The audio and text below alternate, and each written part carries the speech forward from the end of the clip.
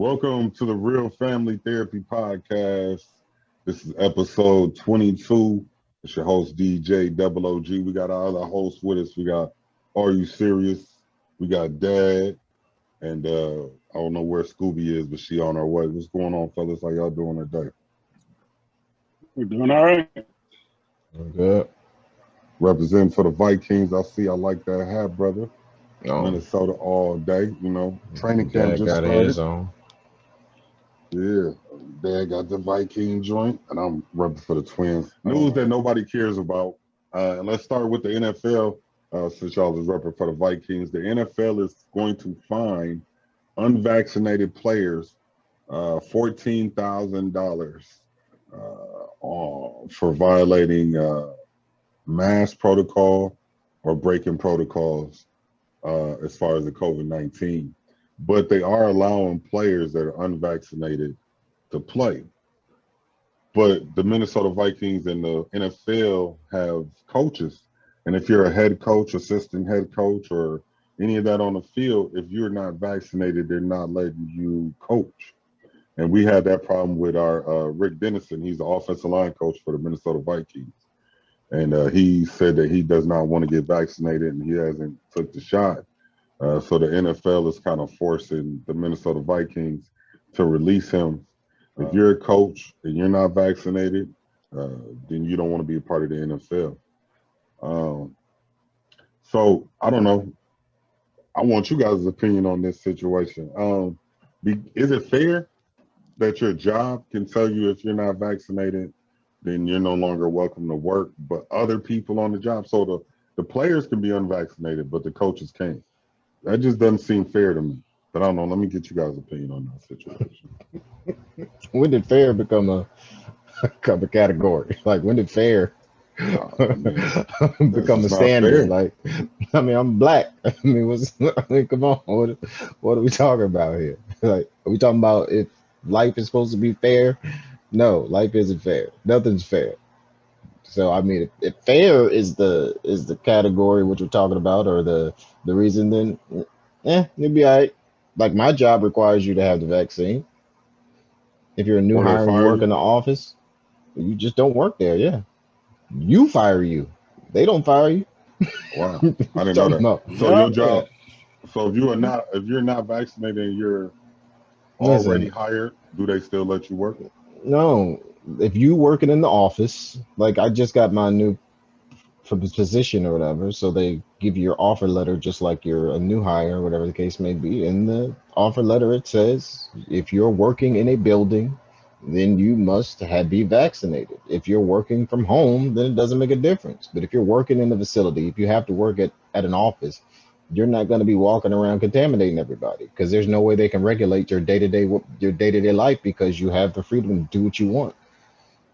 But they do have the freedom to protect their employees and the people there. So because they can't control your day-to-day life, they can control what happens in their office. So it's either if you have to work at the office, you either get the vaccine or you find another job.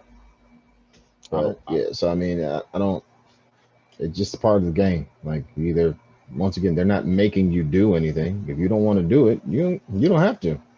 And he chose not to, so I'm pretty sure they'll be happy to find another coach. What you think, Dad? Yeah, I think it's part of the job. This is a new world. This ain't the same world that it was 2 years ago.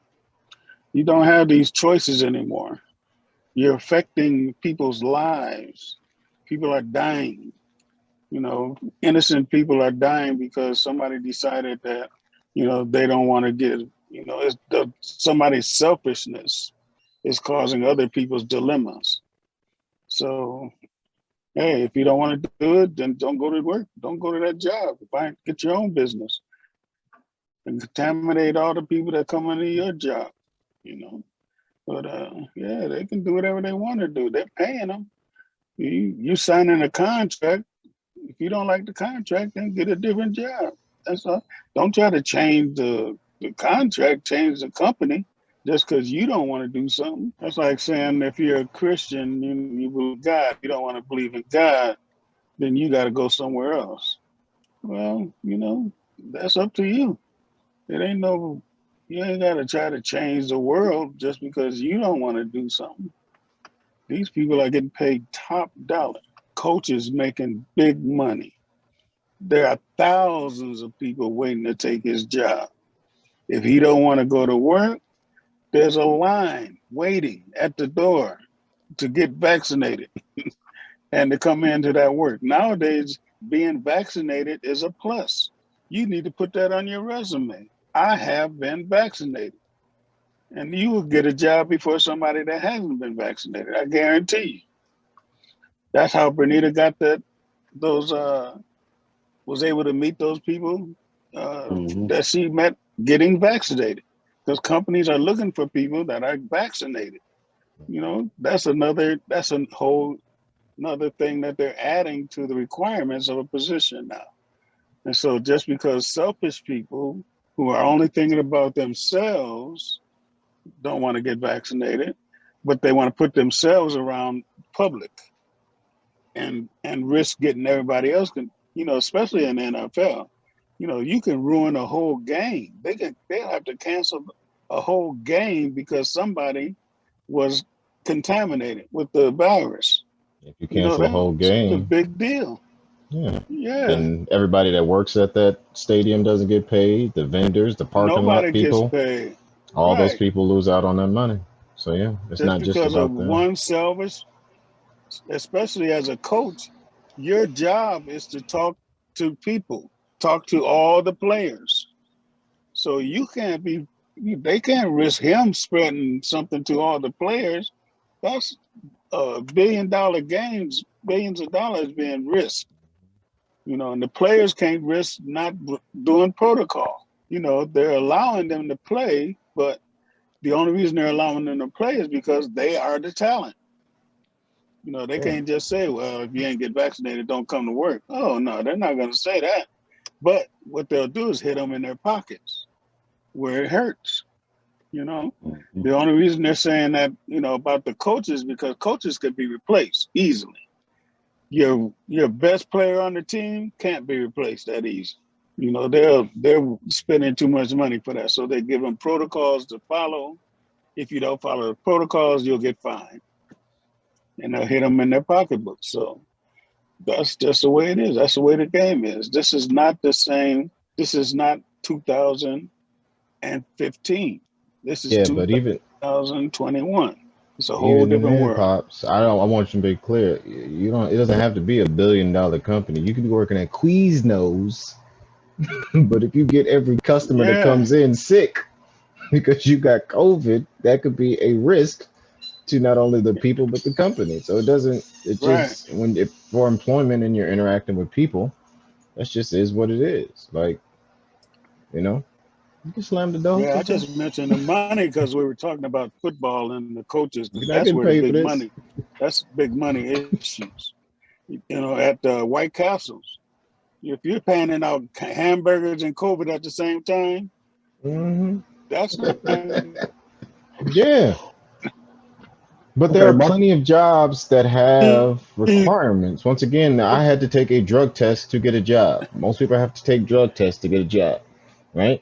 You have to test yourself to make sure that you're not on any drugs at that moment. Now, people lie and do all kind of crazy stuff to pass it, but there are some jobs that have to take regular drug tests on a random basis. You just never know when they'll drug test you. They do it in the Army all the time. They do it in a lot of positions. When you work at pharmacies or you're a pharmacist or something like that, you have to get randomly drug tests all the time. Driving buses. That is more controlling of your life than the vaccine, because that says on your time off, you can't do what you want to do.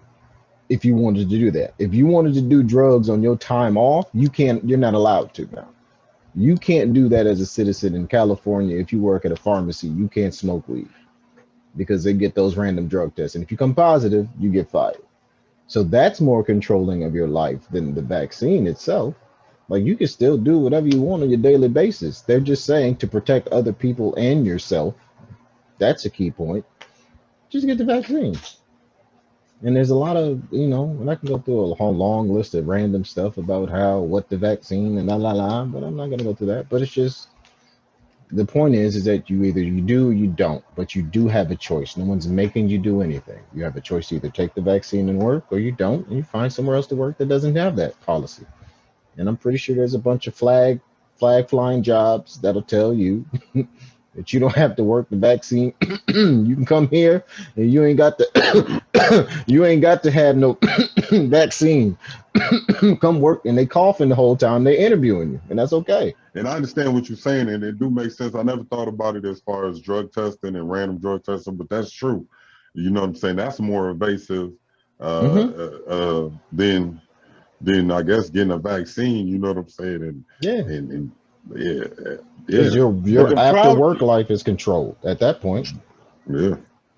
the problem, But yeah, we definitely want to keep track of the COVID-19 process. And the NFL, the NBA, NHL, MLB, they're all affected. Even like you said, Quiznos, you'll be working at Quiznos, that'll Please be fact no. to fact. Yeah, I everybody can mean, be affected. look at the Olympics, the Summer Olympics, affected. Nobody in the audience, I and they seen that. I locked was up in watching their a rooms. softball game. Yeah, I Yeah, was no watching one's a Yeah, there softball game, and I ain't see you nobody can't. there, and I'm tripping. Like, what? because we got a high Yeah, vaccine rate compared to a lot of different countries because they don't have the access to the yeah. So they, vaccine like we do. you got to So, think about it. The Olympics, there's people coming from all over the world, so there mhm, ain't no telling what they're bringing with them. So they mhm. have to be isolated when they come there. So it ain't no fun no more. You know, when you used to could go and visit the town and have your fun, hanging out, doing all. Nah, now That's you why go to the people wanted the Olympics. Olympics. Yeah, now you go. You got to go to your room, locked up, and that's it. You can't socialize. You Hmm. can't do nothing but get up and go to the games and come straight home. Yeah, That's it. Tokyo So it wanted the ain't no Olympics because it was going to be an economic boost. right. Not Not no now. more. Yeah. But it wasn't the government that put the mandate. It was the people that was saying, hey, wait. Y'all ain't going to invite all these people over here and kill us. Hmm. So the people put up so much uproar that they had to do something. And so they said, well, we're not going to cancel it, but, there's not going to be anybody in the audience. And there's all kind of protocols that they got to follow. And if people getting tested, it's just not any fun. Now it's just the fact that you go out and do your job and come home. It used to be a big celebration. I get to go to the Olympics. I get to go to this country. I get to go see this. No, they ain't doing nothing. No, they just go to their room, lock the doors, and then stay there. And come right Can't back. socialize. Yeah, it don't seem Only, like a fun event at the Olympics. I mean, Yeah, you could because tell by the actions. Games they don't look so entertaining anymore. I mean, it's not even fun to watch. no, without an audience, this it's just about a bag. It's about $1. It's about money. It's about competing. It's about getting that trophy. It seemed more work than it is sport. And yeah, And COVID-19 is a lot to do with that. and everybody that gets a trophy is going to have an asterisk next to it. The summer 2020 Olympics, you won a gold medal, but it was during the COVID, so we don't know if all the people really showed up. That was the best, That was because the a lot of best. people that are the best ain't showing up. Especially a lot of the athletes like the basketball, those type of sports where they're like, I'm not risking my career going over there to play. So they don't have as many people playing. All of it. The Yeah, WNBA and the NBA and the yeah. Olympics.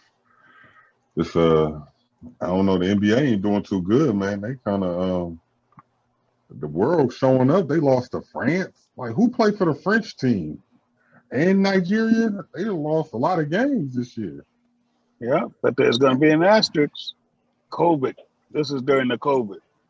Yeah. They So, also don't got the best players on the NBA Well, is um, global now as well. So like Giannis, for example, wouldn't be on the USA team even if they didn't play, like, so for example, if they didn't make the playoffs, Giannis wouldn't be on the USA team because he's not in the USA. He's not from here. So he would either be in Nigeria or he'd be in Greece. So he could pick and choose which one he wanted to go, because he was born in Nigeria, but he was raised and was a citizen in Greece. So you can pick and choose at that point, but he wouldn't be for the USA. There's a lot of players in the NBA that aren't from here. Luka, for example, you know what I'm saying? Like, a lot of our stars now aren't from here. And the ones that we do have, they're too cool to play. That boy Luka dropped 48 on Slovenia the other night. 48, 11 and something, yeah. So, I mean, that boy, he a beast. And I like the way he played because he don't move fast. Well, he's been playing smooth with it. You know, he's been playing professionally since he's 14. Yeah, he's been playing a long time. So, yeah, it's a different. So was Ricky Rubio. Look how that turned out. I don't know why they even drafted that boy. Rubio was playing since he was 14 too. Hey, do you know what? Rubio before Curry. Let's just remember that. And Flynn. And Flynn, yeah. And that's what made me think of 2K21, because they picked the same player back to back. I think they got that from the Timberwolves in a my career mode. Anyway, all right, let's move on from the NFL and the COVID-19 to 2K21, because now I'm talking about the game. In other news that nobody cares about, let's talk about Dr. Dre. He recently got divorced. We all know Dr. Dre at one point was worth $1 billion. I think now they got him estimated at $800 million. But he was ordered to pay his wife about $300,000 a month in alimony, which ends up being like $3.5 million a year in alimony, until she finds another husband or another domestic partner. So she gets married again. That's so until nothing. She gets married, she gets $3.5 million a year from Dr. Dre. That's nothing. Dr. Dre is worth $1 billion.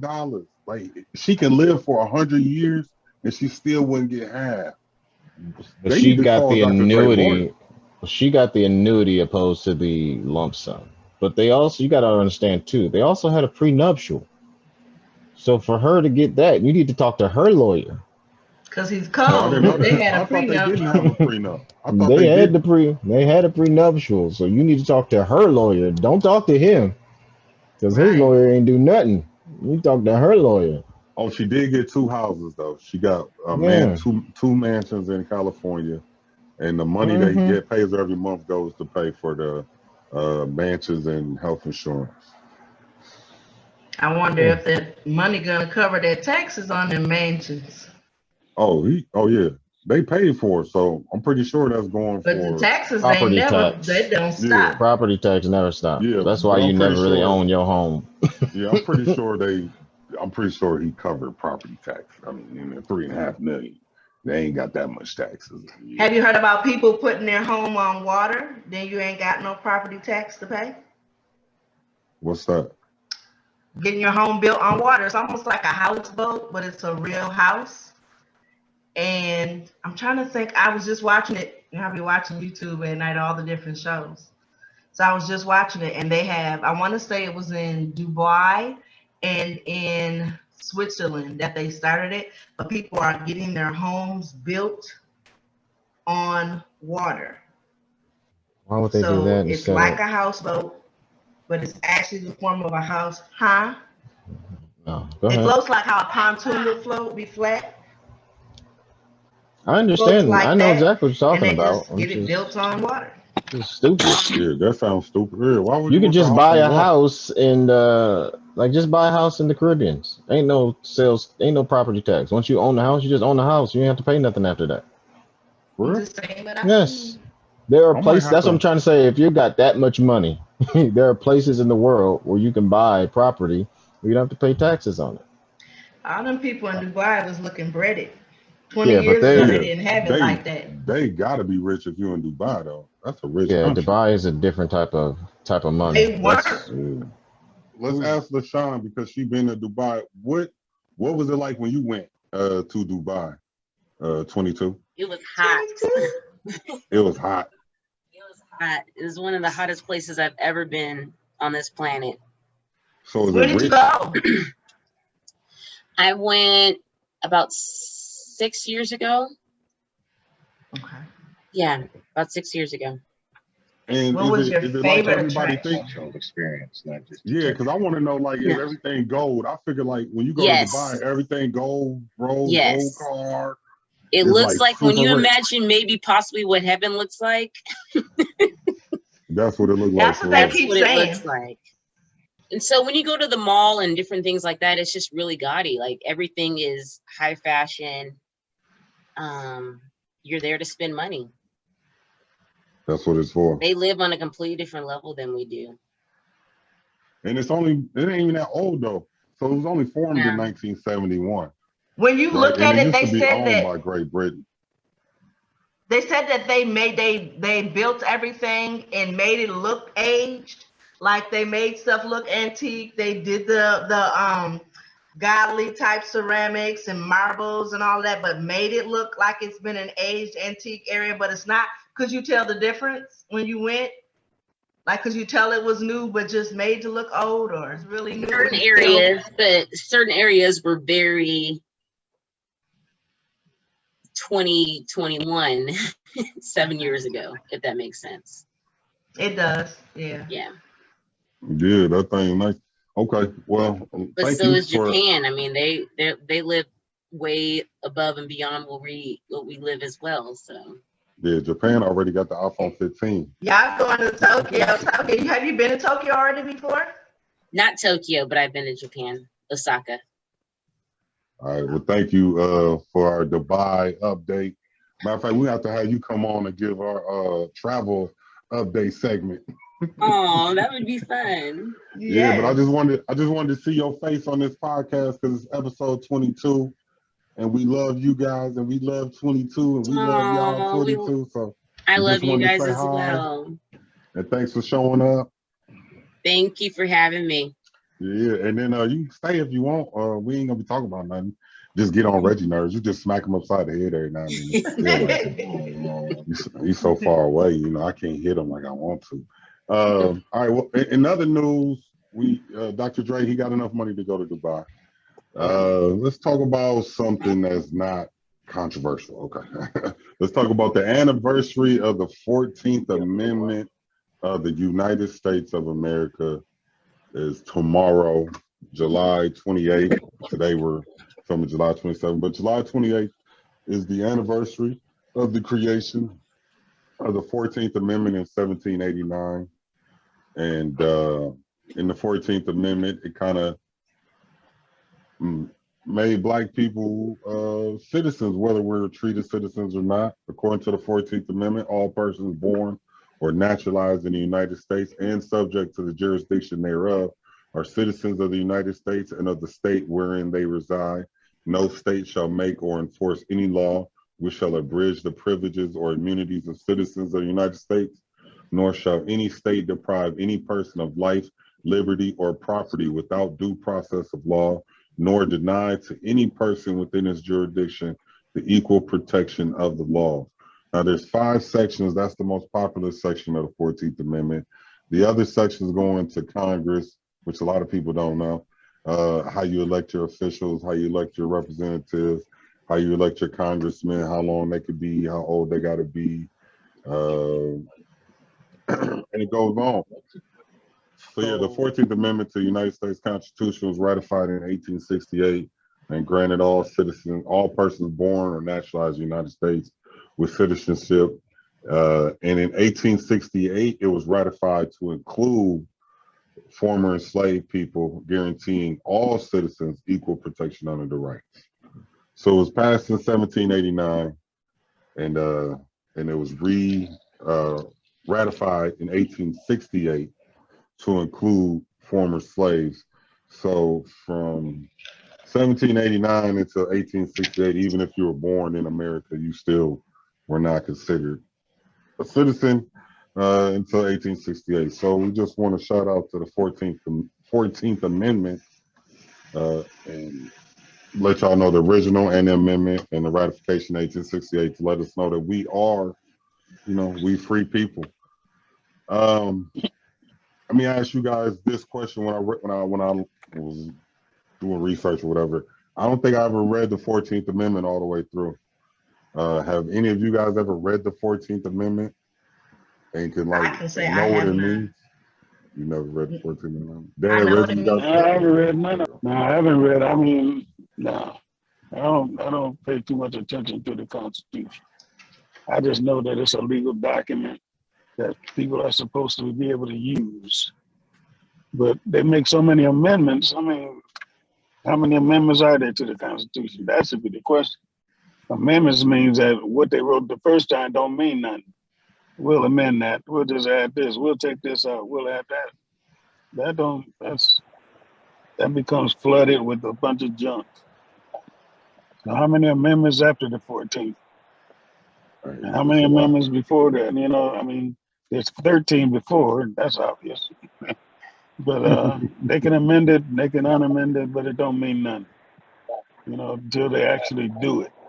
I mean, the Emancipation Proclamation was written, and then it wasn't enforced till a year, 2 years later. So that stuff don't mean nothing until they're actually doing something. So I go by what's actually happening in this country, and that's true. we still ain't got our rights. It still ain't right. You know, I was in a gun class, and they were talking about how all the rights you have as people that that you can't.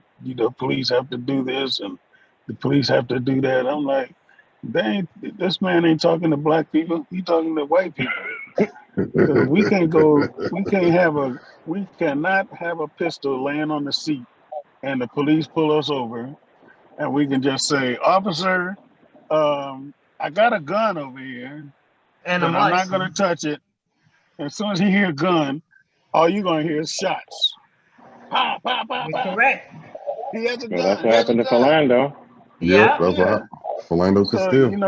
that stuff don't mean anything to us. We need our own constitution for black people.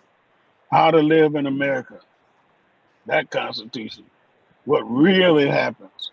The justice for all is justice for the rich and justice for those that can afford a good attorney. That's all that is.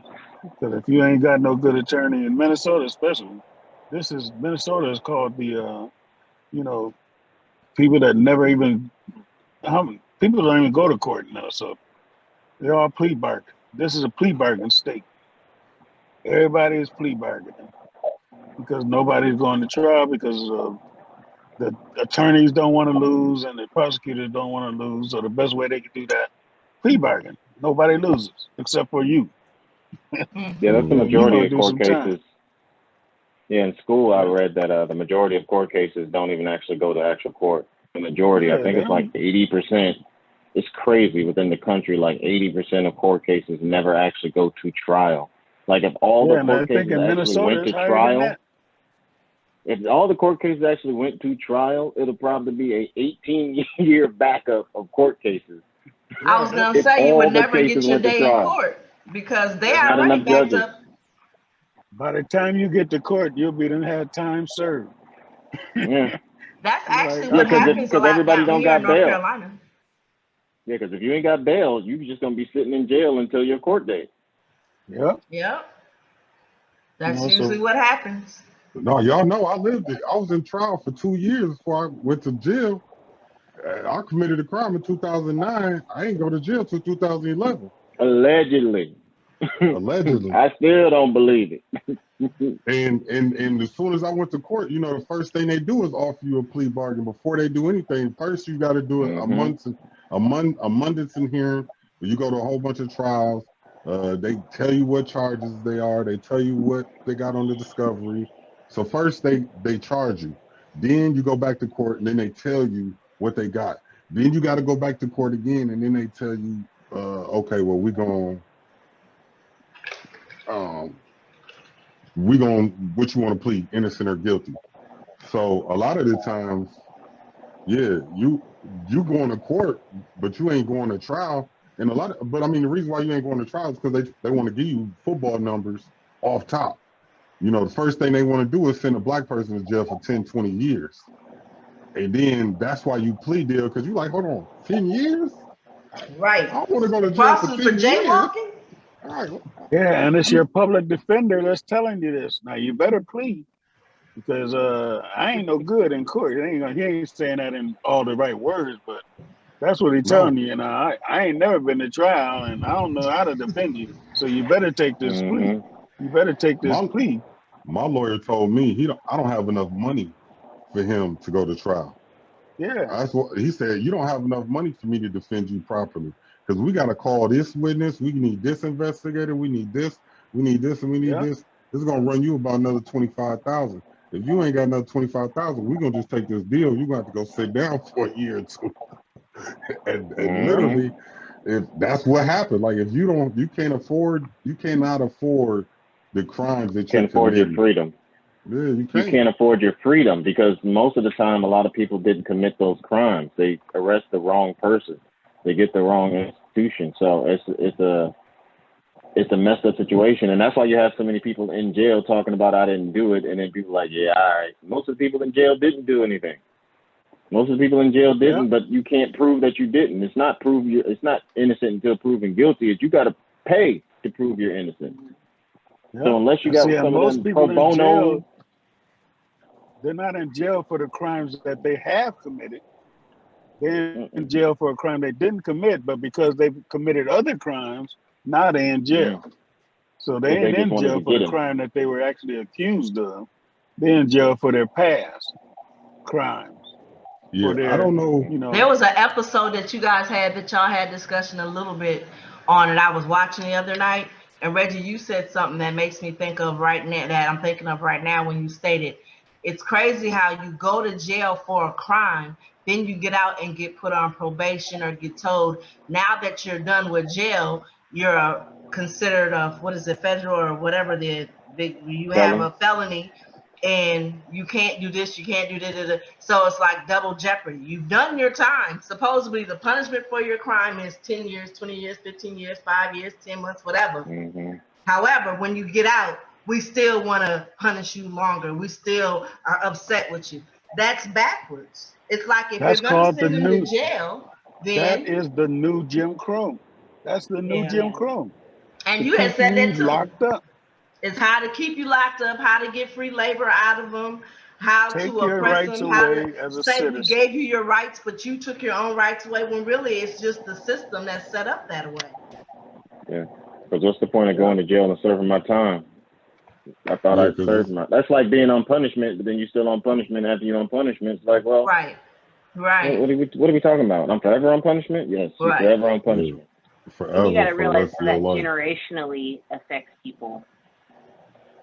Like if you have someone that goes in and he... But I'm sure there's a Constitution amendment that say that we ain't supposed to do that.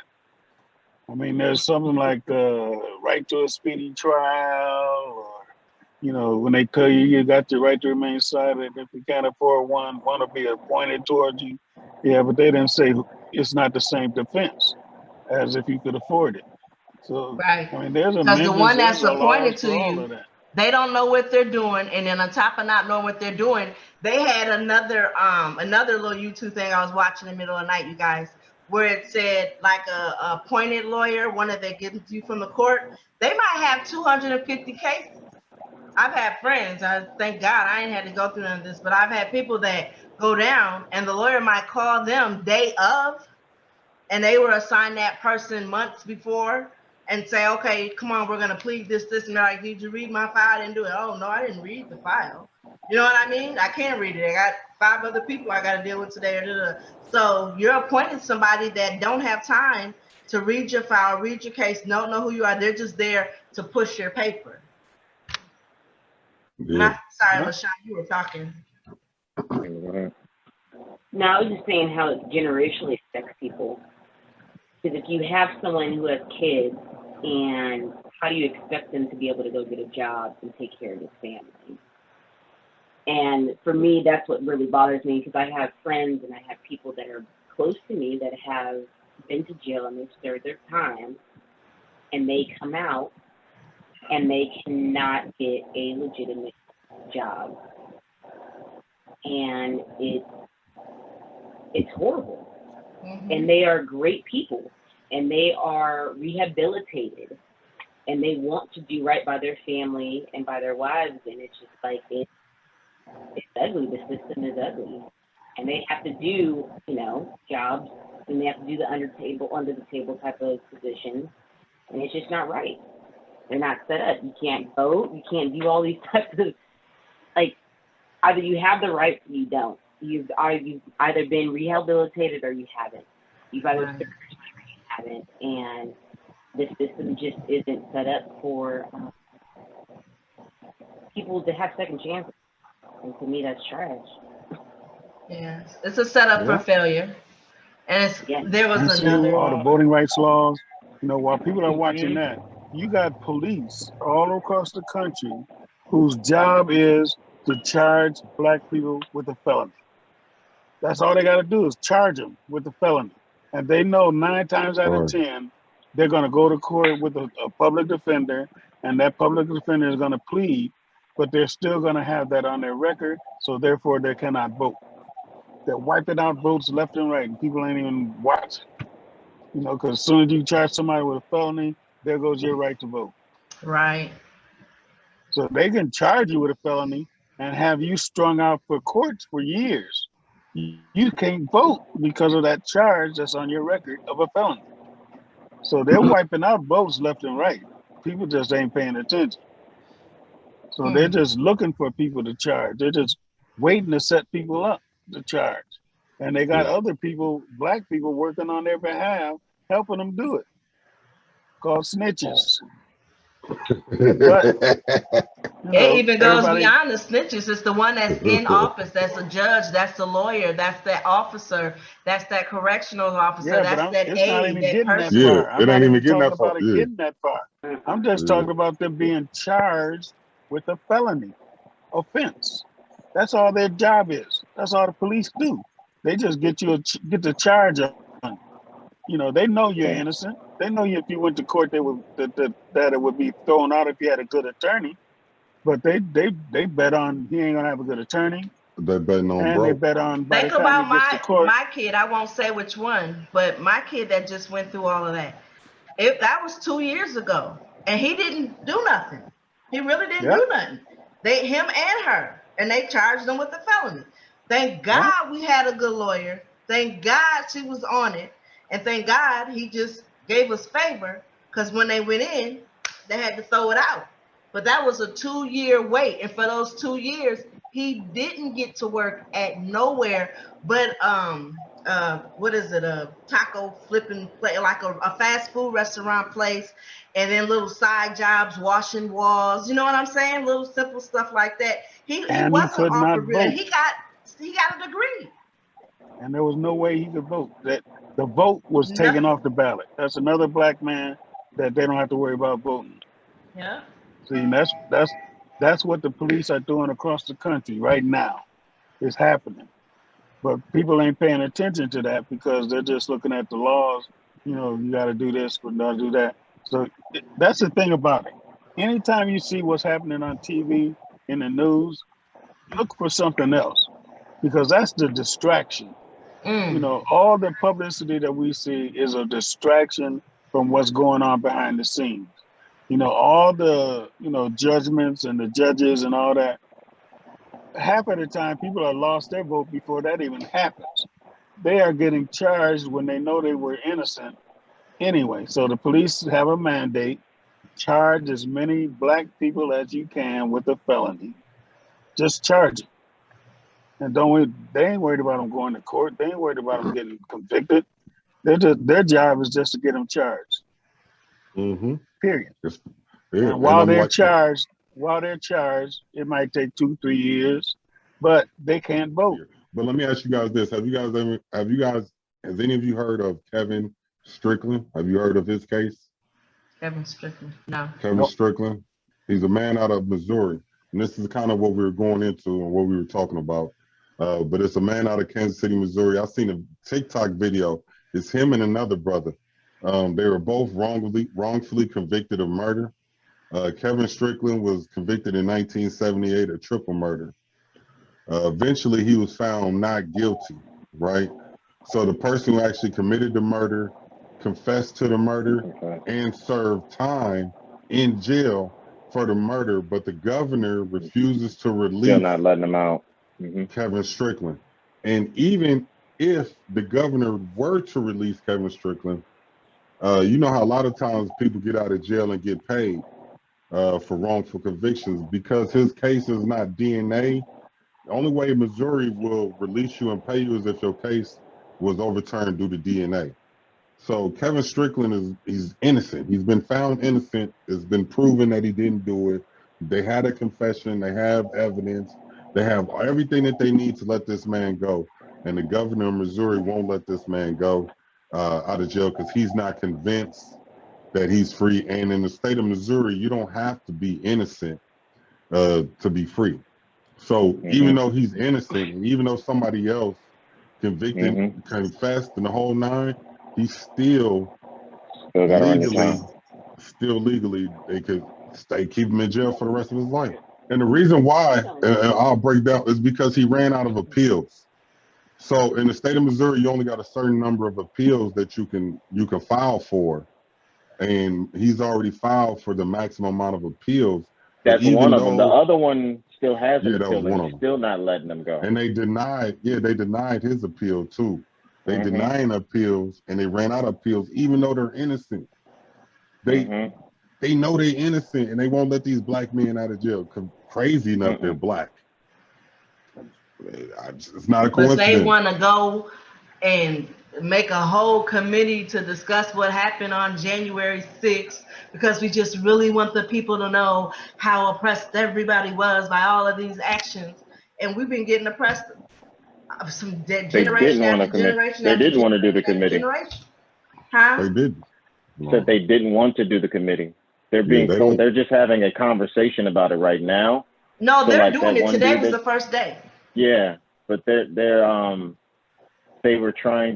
had several different situations where they didn't want the committee. So they only doing it by force. They stopped it, so that gave Pelosi an opportunity. But I'm saying all of that energy, where's some of the energy for people like him? That's how, like Dad said, these laws are written, but we don't have no rights. We are.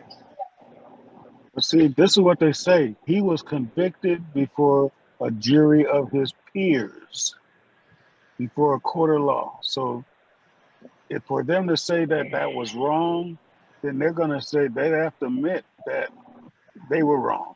They're not going to admit they're wrong. I don't care what they say. They weren't wrong. Before them to say that he's innocent, they have to say they were wrong, and they're not going to do that.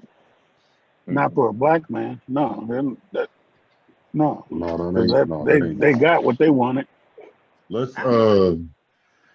get into our topic of the day, and then get up out of here because I'm at the radio station, so I think somebody coming in like 20 minutes. Since we have a special guest today, I did kind of wanted to irritate Are You Serious? Because I just love when he's frustrated and mad. And today for our topic of the day is love stories, right? I want to celebrate our favorite brother, Are You Serious? And the lovely lady, Miss Lady Locks, right next to him, and their recent engagement. So I want to say congratulations to you guys both. I look forward to your beautiful life together in the wedding and the love that's blossoming. But we're all in different stages, personally on this podcast. We're all in different stages in relationships in our life, right? So we got Bernita, she's single right now. We got Dad, he's widowed. I got me in a long-term marriage, and then we got Are You Serious? Who's engaged, right? So we got all 4 different levels of relationship going right now. So I wanted to start with the single lady. I'll start with Bernita, and I will just talk about love stories, right? So I want you to tell us a story, and I started with you because I'm gonna give them time to think. But I want you to tell us a love story of, okay, because you were married, your husband passed away, so you're widowed as well, but right now you're single. It's been like some years since that passed.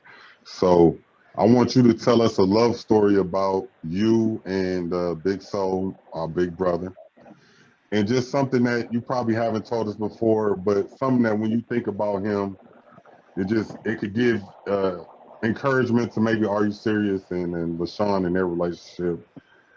Just a story about Big Soul and you and y'all's love that y'all share. And you know, it could be unique to just you. It don't have to be something that everybody can relate to. It could be something that only you and him related to. But it was unique and it showed y'all love. You gonna tell the trash you story when you was living at the Ghetto in the Sky, or no? You helped us move in. We got that on video. I actually watch that quite often. Yeah, me too. Every chance I get. Dad put it on the video with the music playing. So I have it right up there at the TV, and I put it inside the Wii, and I play it, and I actually watch it quite often. Hold on, what video? The video that Dad made of Soul When I Move, like the whole video of Soul and the family. He sent me 2 of them. One of all the family pictures that I can sit on here and just watch and watch. I wonder if it's in here right now. And then the other one of Soul, like when we first moved in. Yep, it's actually, this one is in here. So this is the one that Dad made with all the family on there. And it's old school music and all that other stuff. But it's family pictures. But then I have another video with Soul and our relationship from when I was pregnant with Robbie and we moved into our first Skyline apartment, the Ghetto in the Sky, and you guys were helping us move, and you were like 10 or 11 and you wanted the taco, and he looked at you and you were like, you said something like, can I have the taco? You were like, you're always eating. You was just like, I'm always eating. No, you're always eating. Big butt. Reggie, you was giving them the business. Yes, always messing with my little brother. So, but I guess my love story would just be, now that he's gone, the memories of the positives always stick out to me. And one of the things that's super cool is he got a tattoo. He had a tattoo with a heart with my name in it, Nita. And he used to always kiss me on my forehead, call me Sunshine when we were getting along, when we weren't fussing and stuff. And so I think about just the actual intimacy mentally that held. Like when I think of Soul, I think of the positives, the unspokens. When he would just kiss me on my forehead, when he would, like, if he would talk about me to some people, he would tell them, he'd be like, that's my sunshine. And I look at our sons when they're doing good stuff and they're being positive, and I tell them, like, that's something that your dad would turn to me. If your dad, like when Tonio graduated from college, Robert's working back at Jiffy Lube. He's like, that job keeps hiring him as the manager. So that's something he does really well. Him with the studio. When they're doing really good, I tell them that. I'm like, if your dad was here right now, he would literally look at me and be like, they did that because of you. You know that, right? That's how he used to say it. Because he used to be like, because he didn't get to finish high school. You know what I'm saying? So he'd be like, I didn't go to high school, Nita. Our kids are smart because of you.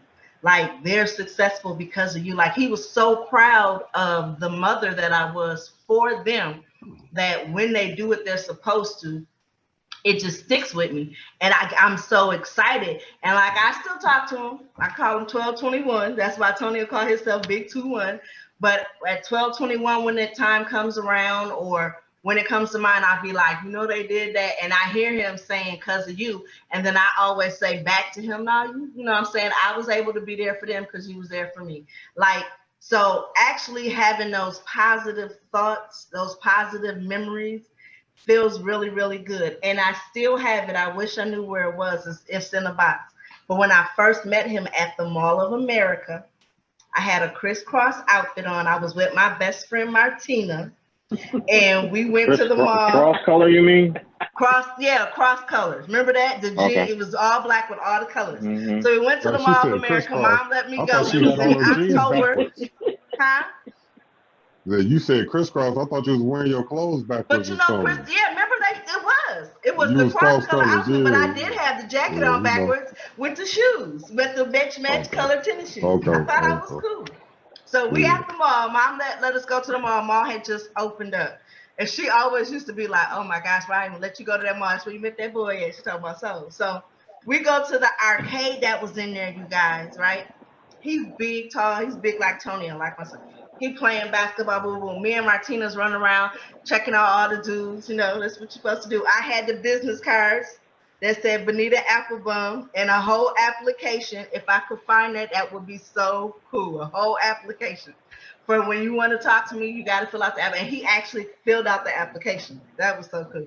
And I actually gave him a business card that said Bonita Applebum. But look how he met. This is how we met. So we're in the mall. And he's playing basketball. My best friend Martina, she's the one that likes him. She thought he was so cute. So she wanted to go over by him and play ball, see if he give her attention, pay attention to her. While she's trying to get his attention, I still wanted his little tiny basketballs that you do the thing with. I was like, oh, I want one of them. I'm a big stuffed animal girl. I had stuffed animals up to Watusi when I was younger. So I get his basketball. I run over to the driving game, and I'm sitting down with the basketball between my legs, driving while she's over there trying to talk to him. Then I realized, oh my gosh, he's coming over here. And I'm nervous. I'm like, he done see me take his basketball. He about to be mad at me. Something. Nope. He walks up to me. He has a bag full of tokens. He was like, we're about to leave. Do you want these?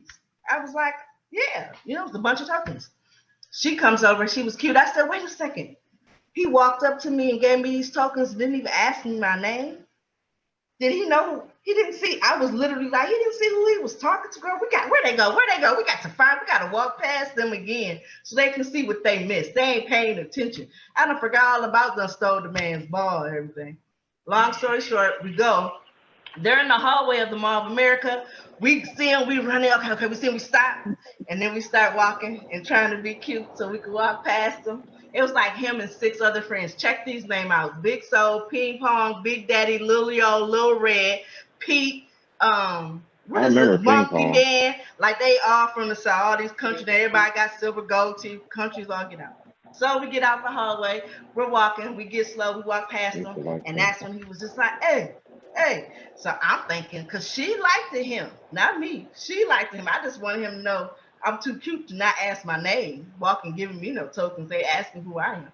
So she's like, hey, she turns in like, hi, They're talking. He was like, come here, Chris. So we go back because she wants to talk to So. I'm just going back with her. He was like, my boy likes you to her. And he was like, and I like you. So I look at her because there's a girl code, like, and she was like, well, he likes you, go ahead. I was like, how you doing? So then that's how we started talking. That's how we met. And our first date, he was musty, Jesus. But he was musty. He was musty. He had his arm up around me. We was in the car, me, him, Nisha, and Koo, his friend Cuckoo. Me and him, and he had his arm like this. And I was like, and when they went into the store, because they had played basketball before they picked us up, they went into the store. She was like, so what you think? I was like, if he don't put some deodorant on, we're going to get sick and got to go home.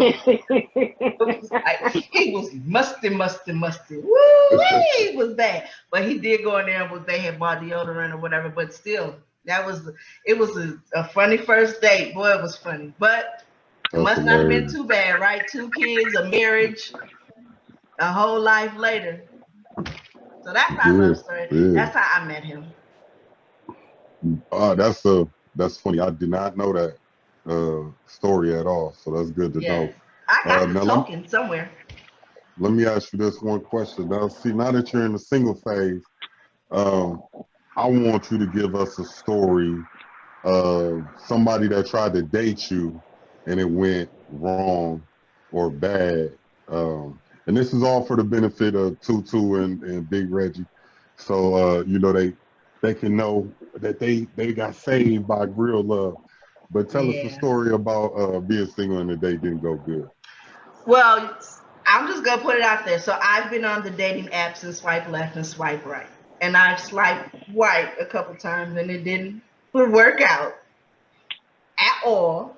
They've been either short, tall, crazy, addicted, whatever. So I think the most craziest one is, and we're associates, like he's a friend on Facebook now. So we go on a date. First met him at the pool hall. I like to shoot pool. I won't say his name because he might see it because I've been telling him to watch the show, but he'll know who I'm talking about. So we go meet at the Brown pool hall so we can go and shoot pool first meet. He's shorter than me. I'm 5'7", but he's a little shorter than me. And he has that short person complex a little bit. and I'm kind of cute. So we're in the pool hall shooting pool, and these bigger guys who's about soul size walk in, and they're checking me You were out while I'm staring at shooting them. pool. Huh? And you was looking at them because you like them know, tall. But I wasn't being rude because I was with him. So we're shooting pool, but the dudes is like, oh, what you drinking? Oh, your outfit's cute. Oh, your hair this. Oh, here's the cue. Here's the. So he's peeping that they choosing, and he's like getting heated. Like, they see you with me, and da-da-da. And so first he was just like, are you talking That to ain't me? short man complex. Yeah, he That has. ain't short. That's man complex. No, that situation. If I go on a date with you and you over here talking to some other dudes talking about what drink you drinking on, yeah, I don't care if I'm 8'9". wasn't talking to We gonna have them. problems. They kept talking to me. Yeah, but I'm saying he's gonna have a problem with that, especially with the dudes, because that's disrespectful. I don't care if you're 6'9" or 3'2". We gonna have a problem. And he gave them the business and told them a thing or two at our date. And he was like, so what we're gonna do is go to another spot. But I mean, he gave them that's why we still cool, and we still talk about that to this day. He gave them some mouthpiece. He gave them some serious business by the mouth and let them know, yo, she with me, you rude, you da-da. Oh man, no, it ain't like that. But the whole time they looking at me like, no, man, it ain't like that. But they smiling, so you could tell that it is. And I was just like, I'm not cut like that. I wouldn't talk to them, and I'm here on a date with you, whatever. But when we get outside, he got a nice little ride. We're going, okay, go to the next spot. Why he got Hennessy and Coke 45 in the front seat? You thought I was about to get in the car, and you know, I'm not perfect, but I ain't crazy. You got Hennessy and Coke 45 in the front seat. You driving around with open bottles, ready to just, ain't we grown now? I'm tired. I'm gonna go ahead and go home. So I went ahead. I was like, I'm leaving. I'm going home. Well, can we hang out? Can we? No. So we talked on the phone a couple times, and I had to finally just tell him, I don't do the Coke 40. Like, that's what you do when you was young. I'm like a whole widow with grown kids and stuff now. I can't have no man that's willing to ride around with Coke 45 and Hennessy on the front seat with the bottle open. Talk about you want to take a swig before we ride. Like, that ain't what we get to do. So that was my horror story as a single female, and that was a nice horror story. I have so many. That's why I'm still single, y'all. They crazy. They don't. I think of so. I know what love story. Huh? I got a pool hall story too. All right, Dad, let's hear your story. This was when, before I met your mom, I was working downtown at the IRS at the tax place doing taxes. And I met this girl at the tax place. She was kind of older than me, but you know.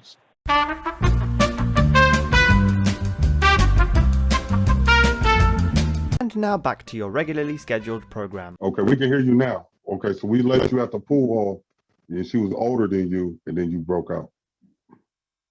Oh, yeah. So she was older than me. So I just asked her if she wanted to go out and play some pool. And so she said yeah, because we were talking about she liked pool and I like pool. So I said, yeah, we can go play some pool. So she met me at the house, and we went down to the local pool hall on Dale and Selby, where everybody, all the hoodlums hung out, all the gangsters hung out. You know, everybody hung out at the pool hall. But little did I know, that was the whole premise of the date. She was trying to get to where all the pimps and the hustlers was at. So she just used me to get her to the pool hall. So I get to the pool hall, we playing pool. All of a sudden, she starts looking at all these other guys around, and they looking at me, you know, because I was kind of, you know, big. So they didn't want to really mess with me. So they just were looking at me like, you know, you see what she doing, right? You see? I'm like, yeah, I see it. I know it. So, you know, I got hip to it. I just walked out and left her there. But that was one of my pool hall situations. I'm like, you just came up to me. You just wanted me to go so you could hook up with all the hoodlums. And it turned out she was one of the hoes on the set later on. I used to see her at the, you know, hoeing on Selby. But yeah, she hooked up with one of them. I'm like, see there, that's what you get. That's what you get. That's the scary part. You don't know people, man. That's funny. I Yeah, hate but being single. she was trying to eyeball them, and they didn't want to mess with her because they seen she came in with me, With and you, I was right? like, hey, I ain't trying to, So you I done ain't took a definitely ain't gonna hooker get to the mad pool at hall? nobody for her. Y'all can have her. Right. I don't want to. Y'all can It ain't have her. that I just important. left her there. So I hope you can get you a ride home. That's what I was thinking, right? I'm like, hold on, this is back in the 70s. Like, ain't no Uber, ain't no city No, buses. It ain't Like, it's no gonna be cell phones. all right. Ain't no cell no. phone, right? She She was a stuck, hooker. yo. She always got a ride. What are y'all talking about? Yeah, She don't she know take how to that get much. a ride. She don't take that much. But I She is a thought because, woman. we was working in a clean environment, taxes and IRS. I didn't know she was a hoopty woman Mm, until she got to the pool hall, and then it just came out. I'm like, oh, you one of them. you one of them. I'll Hey, let you go. hey, that's funny. All I right. never looked back. Let's hear a story about your mom's first date, or it don't even have to be the first date. Let's just hear a story that we probably don't know, that just really signifies you and your mom, your mom, We never you and my dated. mom's love. Well, we Yeah, never dated. That's the thing. Me and her never dated. The first time we met, I was at Daryl's house. She was at Daryl's house visiting Cat. She came in there and she was naive. Your mom was naive. She just didn't know no better. But she came in there wearing a nightgown, and breasts hanging all out. And so all of us guys was in there looking at her like, man, who is that? Who's that? And I was looking at her too. They was looking at her. So I told them, I'm like, man, I think I'm gonna marry that girl right there. She was looking good, but she was only like 14 years old at the time, and she was pregnant with Benita. And I'm like, right. so I didn't see her again for 2 years after that. And then I went, because I was in school, so I went to school, came back, I saw her about 2 years later, and I just found out where she lived, drove up to her house, drove up to the side of her house, honked on, and said, hey, you want to go for a ride? And she said, yeah. I was like, oh. That was easy. And that's what we did. We went for a ride. I drove because, I drove back then, I was smoking and doing all that stupid stuff. I riding around in my little red Cutlass. I always had a nice looking car. So I had my red Cutlass with the Krager mags on them. It was shining. And so we just rode around for a while she watched me smoke. And I don't even think we had too much of a conversation. We rode around for about a couple hours, and then I dropped her back off at home, and she gave me a kiss. Right, the stalking was on. So the stalking was on. I'm like, uh-oh, we gonna start the stalking now. So every day I was knowing where she was at. She probably didn't know I knew. Yeah. But She yeah, knew that was because the she first always date. said, your dad chased I me, don't think they flooded call it a me. date, but we ain't going nowhere. Chase was on for about 6 months. But I 6 months. was the type of person that would get jealous. I wasn't about to go fighting over it. You don't have to be with me or you ain't. So the other guys was that she was dating, and they see she in my car. Or I was selling weed back then too, so I would sell some of her friends weed. Just let them know, But I don't know. I wasn't no fighting and all that. I was like, either you with me or you ain't. But you let them know that she with you though. I ain't gonna fight you, but don't try me.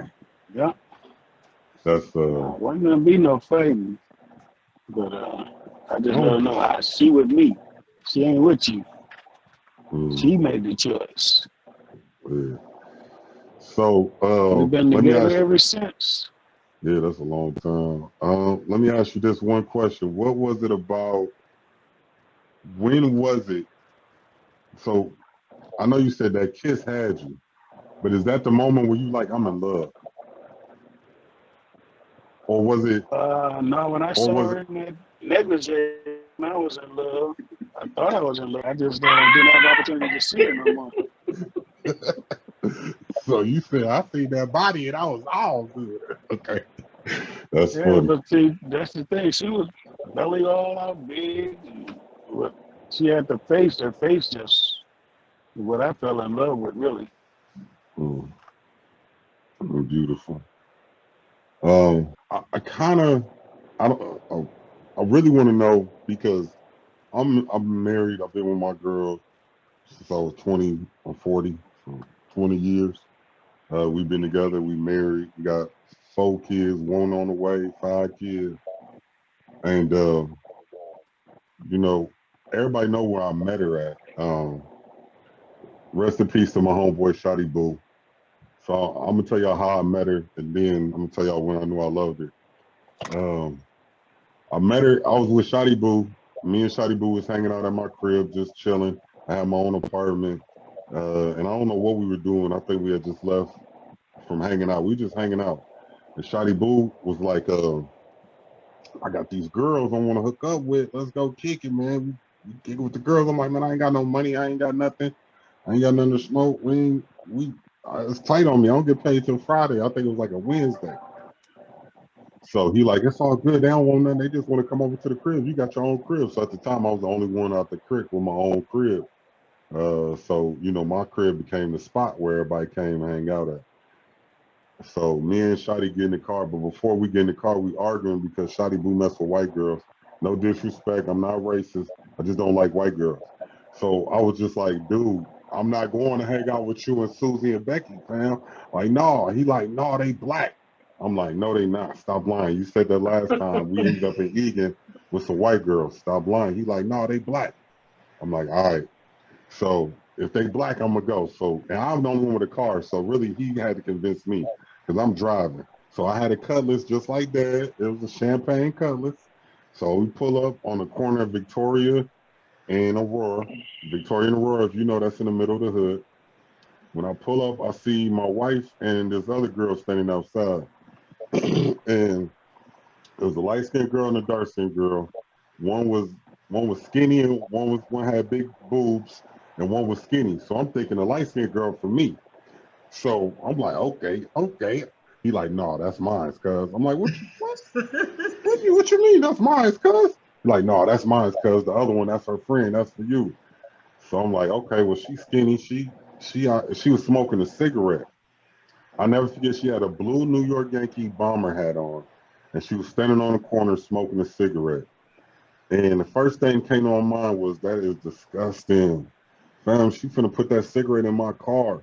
So before she got in my car, I said, man, you gotta put that cigarette out before you get in my car. That was the first thing I ever said to her. Because I was already kind of mad because I didn't get the one I thought was for me. And then when they got in the car, I liked it the way Trisha looked better than her friend once I got them in the car and up close. So I'm like, okay, I ain't even mad no more. You know what I'm saying? So we riding, and I don't know where we went. We was riding around. I think we had to go to McDonald's because they was hungry. So when we went to McDonald's, I didn't have no money. So I was just like, I ain't hungry. I don't want nothing. So she paid for her friend food and Shotty Boo food. And Shotty Boo is big as I am. He a big dude. So she paid for their food. So I'm looking like, okay, she got a little money. She paying for the food. All right, I see you. But I already had a girlfriend at the time, right? So I'm just going, but my girlfriend lived in California. But I'm just going on this date just to be going on a date. So my girlfriend lived in Cali. I'm just going on this date. We kick it. We hang out.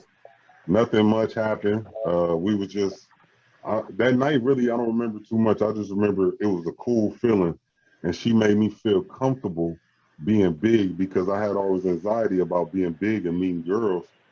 Sometimes it don't work out because they be like, you too big or whatever. But I figured if they was messing with Shotty and he was bigger than me at the time, then they would mess with me. So I just remember her being cool, and I remember I got her phone number and I called her up the next day. The next day I go to her house. She's having a party for, I think it was like New Year's Eve, or they was getting ready for a New Year's Eve party, and they was at the front door and all her family was there, and her boyfriend was at the house. She had 2 boyfriends when I met her, and she had an old man. So she had 2 boyfriends and an old man. And I remember one of her boyfriends was at the house, and I told her, no, you leave with me. Let's go. And she left the party and got in the car with me, and we went to my house and we smoked and ate French fries. I cooked her some French fries, and when I cooked her the French fries, that's what made us like get together. You know what I'm saying? So she fell in love with my French fries. I fell in love with the fact that she liked 99-cent French fries. So, oh, so after we had so I cooked her the French fries. We cooked it, we ate, and after that, I think we never stopped talking. I knew I loved her when my girlfriend from California came into town, and I put her out and made her go stay in a hotel, and I let Trisha stay, and I broke up with her, and she had money, like she was rich. Like she bought me a $20,000 ring. Well, she stole it, but it was still a $20,000 ring. So I was like, I'm like, man, I left all that money for her. So yeah, that was the end of it. And that's how I knew I was in love when cause she threw ketchup on my car. She threw a pop at my car. She tried to beat me up because Marjorie was in the house and I was outside. And she was mad. So she tried to beat me up. And that was her proclaiming her love for her aunt. She brought her little brother there. And she busted out your windows. But I mean, okay. Y'all call it love, I call it toxic. But I mean, you know, each his own. I broke the windows out your car. Yeah, so she poured popcorn on my car. No, that wasn't her. That was somebody else. I don't know who that was to this day. But she poured pop on my car, and she pulled up with Dwayne outside, and they was finna try to fight me. And Dwayne was like, "I'm not finna fight him. I'm not finna fight him." And me and Dwayne been tight like that ever since. And I knew right then and there. I said, "Okay, she really loved me. I think I'm gonna stick with her." We've been together ever since. So it was the pop. It was. Well, while we're on the subject, the day that I knew that me and your mom would be together was on April the 8th, 1975. No, 1977. Bernita's birthday. I went to her house. Bernita never saw me before. First time I ever saw Bernita, and I was sitting in the chair there at your mom's apartment. And Bernita ran up to me and started hugging me and loving on me and wanted to play with me and be with me. And I was like, you know, this girl don't even know me, but yet she, you know, and right then and there I knew. I'm like, oh, okay, so we gonna be together because you know, and you're gonna have to take what's coming with her. And Bernita was with her, but Bernita is the one that showed her that I'm the one, and I think that kind of solidified it with her too, because she just, you know, she just knew. You know, Bernita just ran up to me and just accepted me, started hugging me, and asking me questions and questions and questions, and I'm like, little girl, you don't even, I think to myself, this girl don't even know me. You know, I remember the first time that I found out that you were my dad, but not my biological dad. We were sitting on the stairs and little Victor said it. We were talking. We were all like, cousin, this cousin. He was like, you know, you're not our real cousin. That's what you're talking about. I am. He was like, Uncle Barty, not your dad. I said, who is my dad? What you mean? He is my dad. We was like 6 or 7. I was mad. I was like, he is my dad. I don't understand what you're saying about him not being my dad. He is my dad. And I had asked you guys, and then mom tried to tell me something about Mickey. She told me who he was or whatnot. But I was just like, that's my dad. And you said it, Dad. You was like, I'm your dad. You know what I'm saying? We ain't got to worry about it.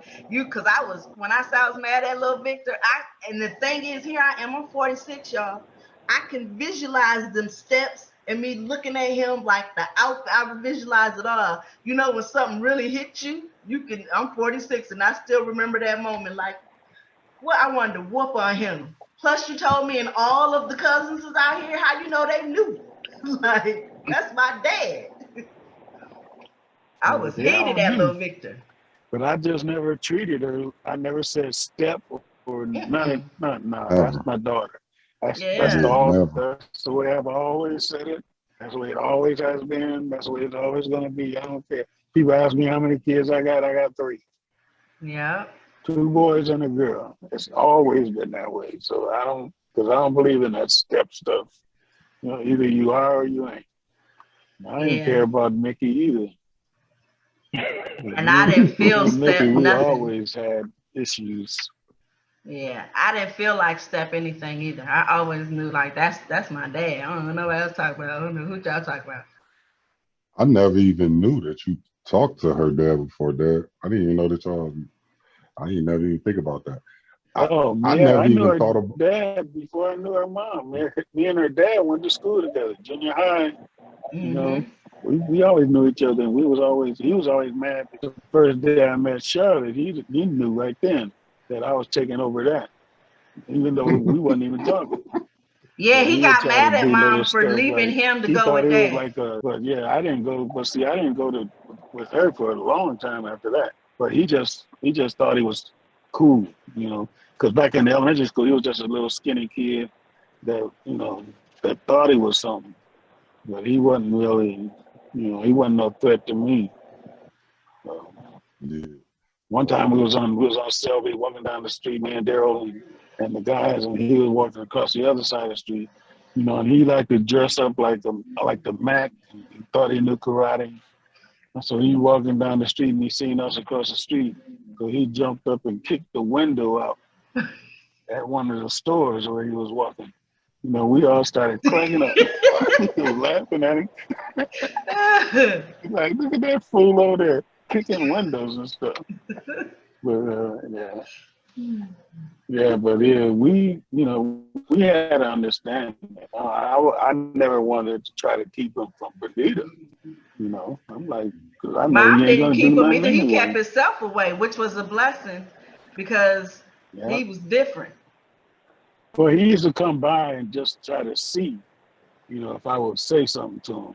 But I'd say, hey, you can see to it, you can talk to it if you want to. Wait, talking about relationships, Aaron.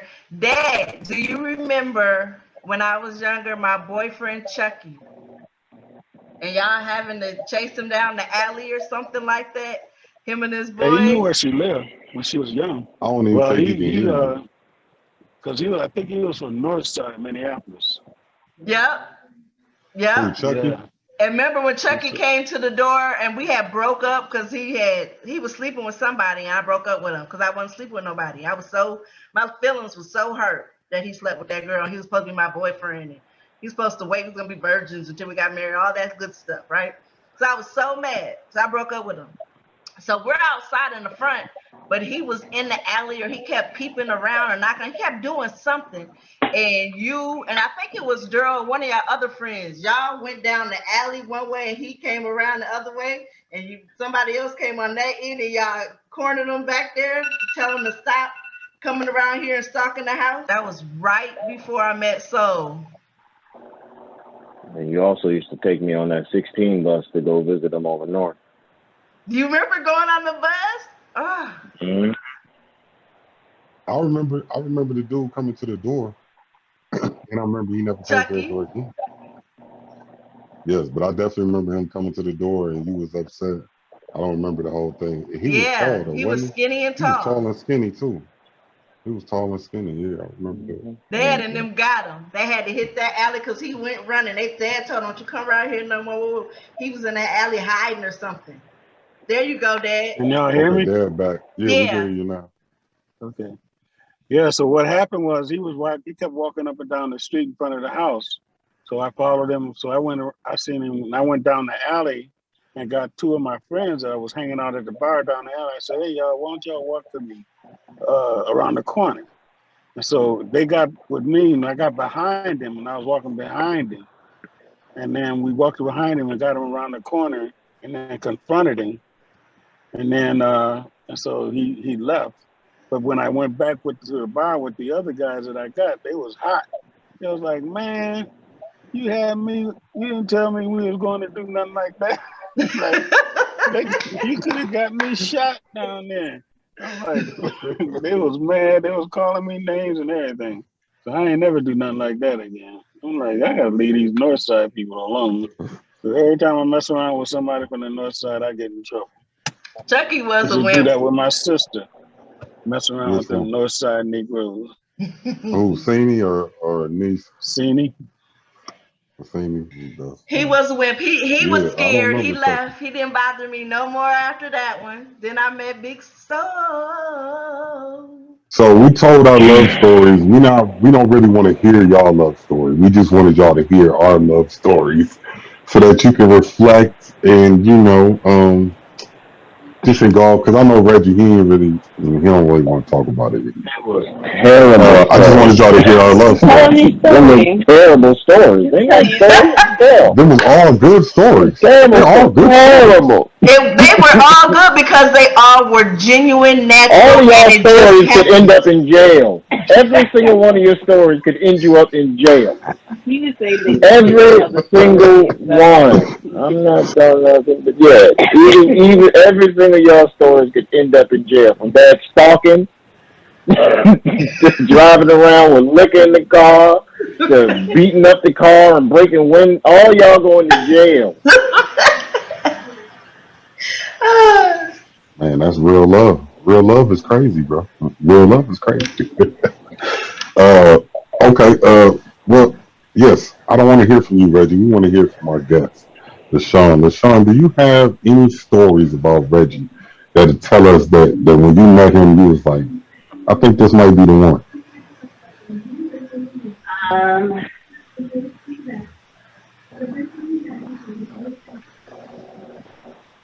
He's just extremely thoughtful, and I'm very adventurous and outside person. I like to go and be outdoors and by the water. And,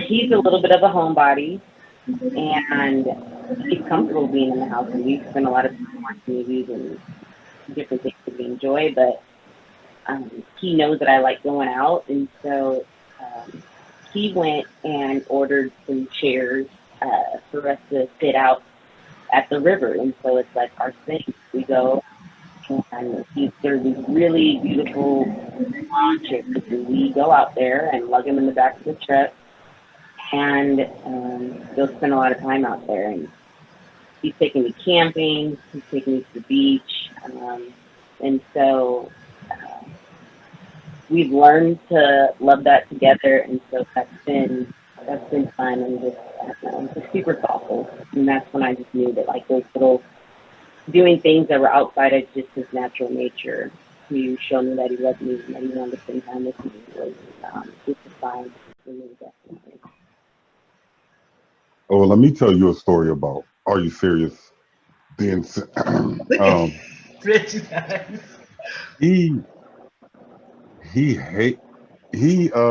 I'm not gonna say he hates, right?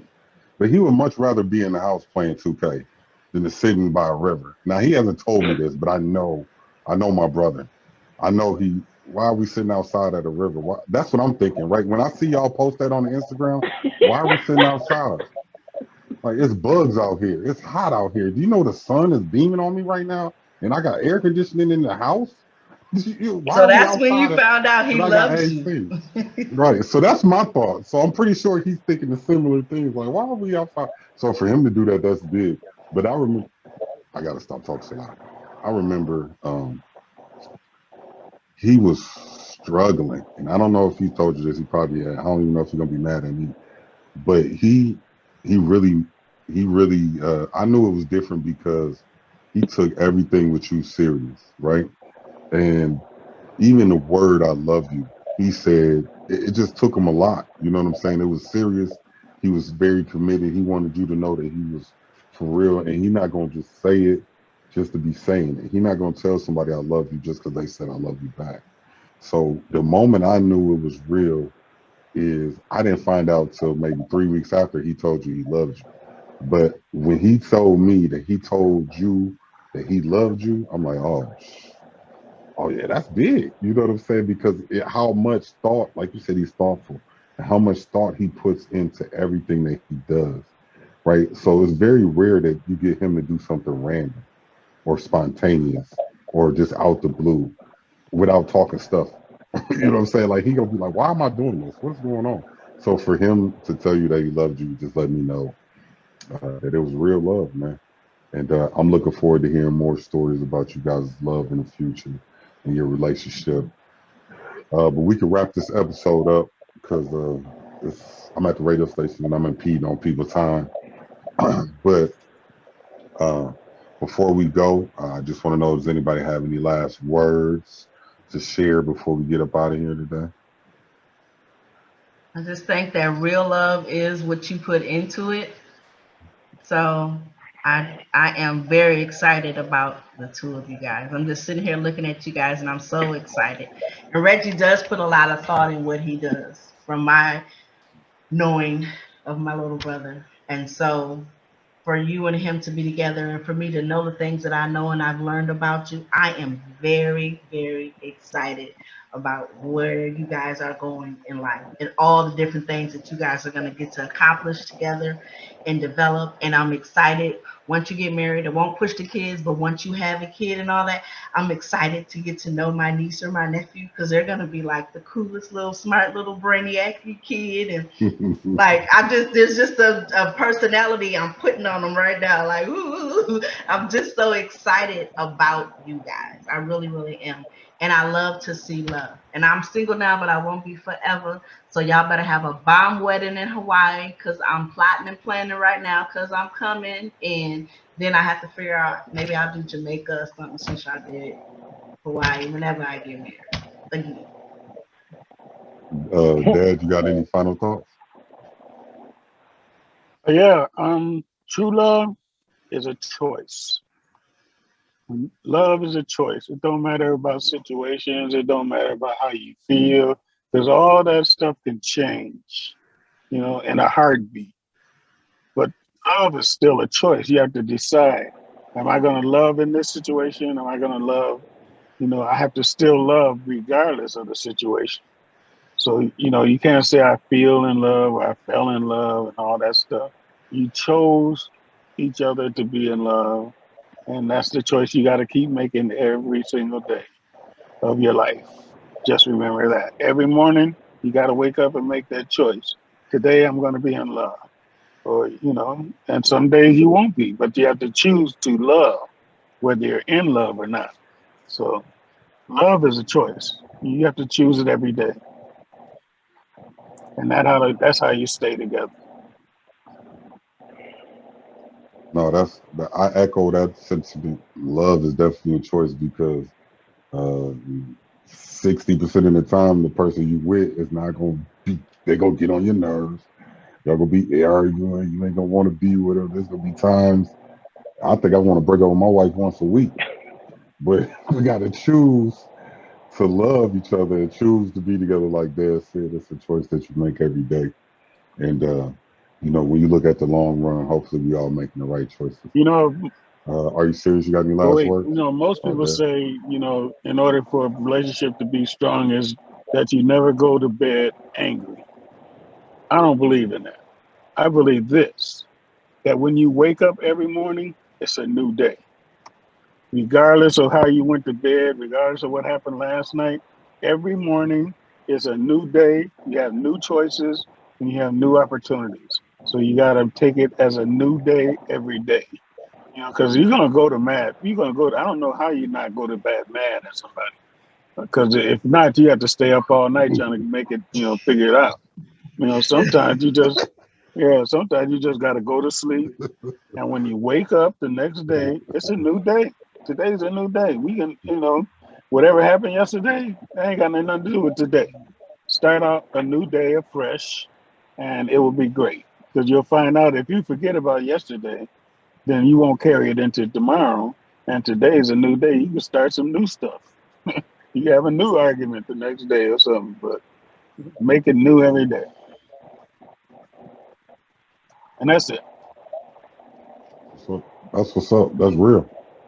I think that's the best advice anybody can get. Are you serious? Any last words before we get up out of here, bro?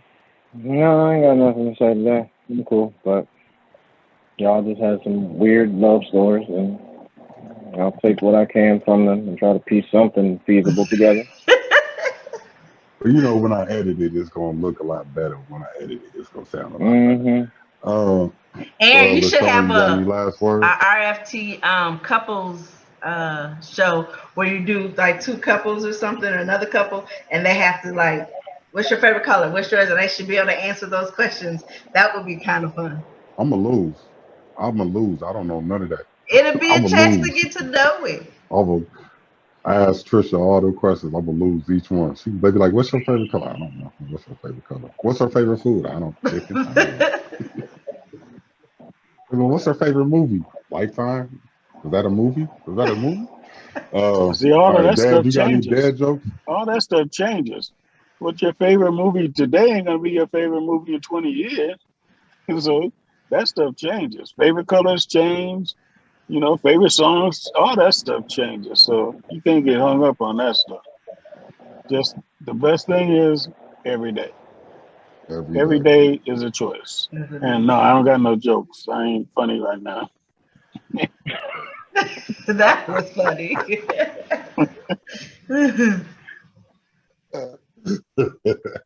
All right. We've been up out of here today. Then it's been episode 22 of the Real Family Time podcast. It's DJ Double OG. We got Bernita. We got Dad. We got Are You Serious? And we got the lovely Lady Lokes. LaShawn, you want to shout out any of your Instagram pages, LaShawn? For our true listeners that listen? No, not today. But thanks for having me. It was great. See you guys today. 22. That's right. All right. Well, there's a movie called 22. God, jeez, you gonna break my ears. Wow. All right, I'm out of here. All right, I love y'all. I'm gonna edit it up, and yeah, I'm gonna post it on Thursday. All right, love y'all. Appreciate it. Love you guys. Love you guys. Love you. Bye.